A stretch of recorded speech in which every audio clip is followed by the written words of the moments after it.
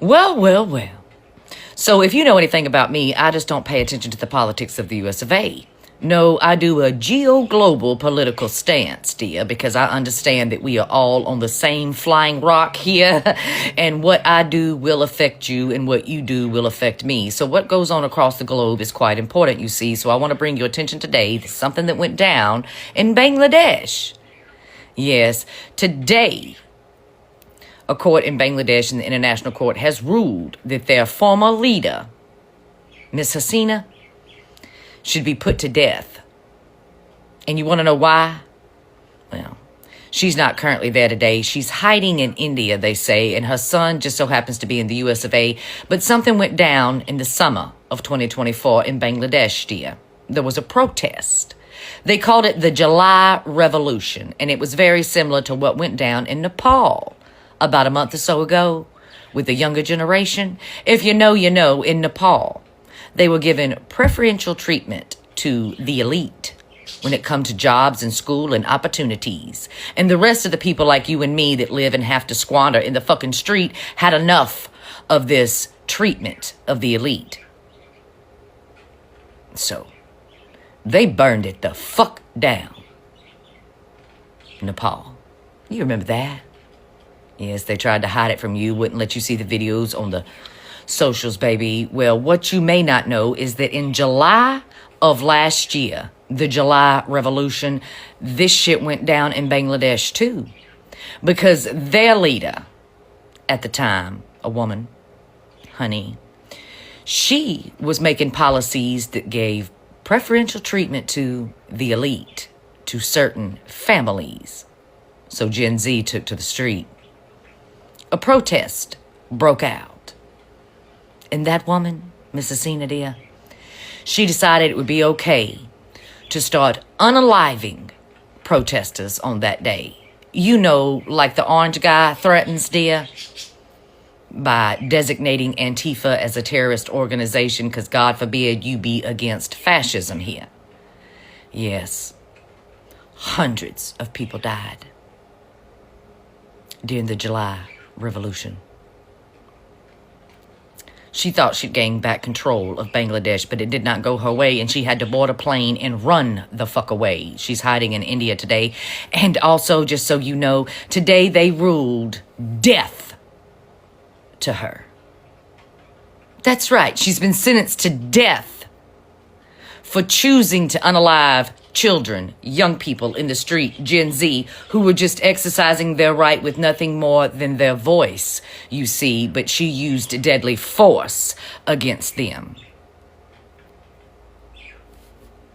Her son's living here in the US of A, and he says this is all just a lawless political play and that his mother did nothing wrong that day when she decided to use lethal force against those in the street that were using nothing more than their voice.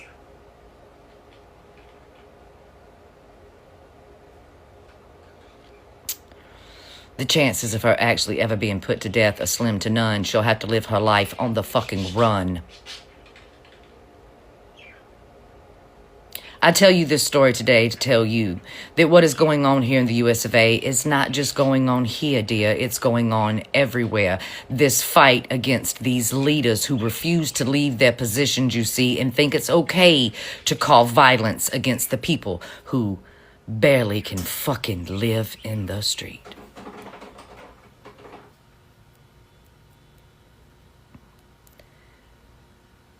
But she has been sentenced to death. You want to call other countries third world today? Maybe you should look how the current regime likes to play with our Constitution and our rights. Maybe you should listen to the things that they have to say because they have characterized anybody who does not bend the knee as a terrorist, honey, including Gen Z.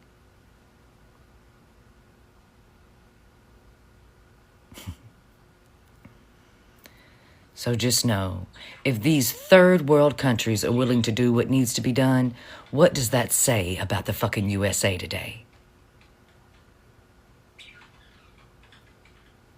It says we're not as strong, dear, as we boast that we are.